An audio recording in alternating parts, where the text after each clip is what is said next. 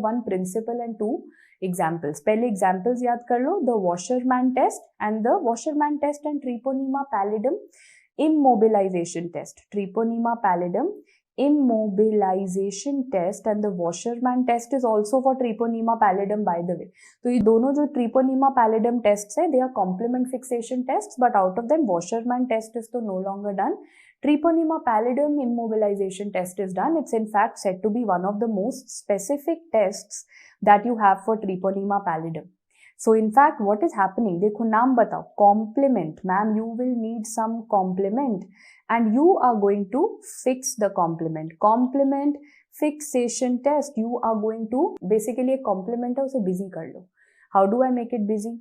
I will have an antigen, I will have an antibody. Now tell me something. If an antigen and antibody will combine, what do? Don't they go and fix the complement? That is what we always study. If an antigen and antibody are there, they will always go and make a complex with a complement. So antigen, antibody or complement to busy ho gaya. Will this complement ever have time to kill the red blood cells? Kill the sheep red blood cells? No. So can I say that if the antigen and antibody are present, that means the complement has been made busy. Complement has been fixed.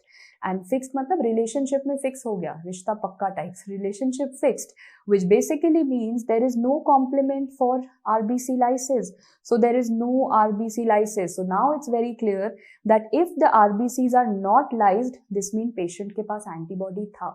And if the RBCs would have been lysed, this means that patient के पास antibody नहीं था. So now very simple way of learning it, उल्टा चलेगा. If the RBCs are looking intact, मतलब RBCs have not lysed, this means that the patient has antibodies. That is a complement fixation test. Nowadays we do treponema pallidum immobilization as a complement fixation test. The next type of antigen-antibody reaction is a neutralization reaction. Neutralization means if you have a toxin, neutralize the toxin, add antitoxin, right? So like you say that if someone has been bitten by a snake, you give antivenom. Same way, if there is a bacteria with a toxin, you give antitoxin और वो हो जाएगा neutralize. So what are the two tests which are going to be coming under this? There is a Schick test. Schick test is done for what, guys?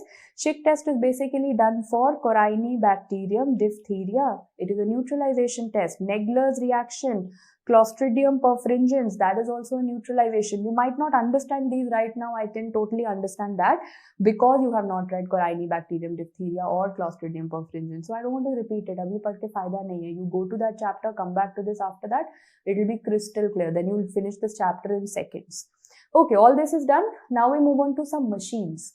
What is ELISA? What is a card test? What is fluorescence test? So now what we start with next is going to be ELISA. First you need to know that this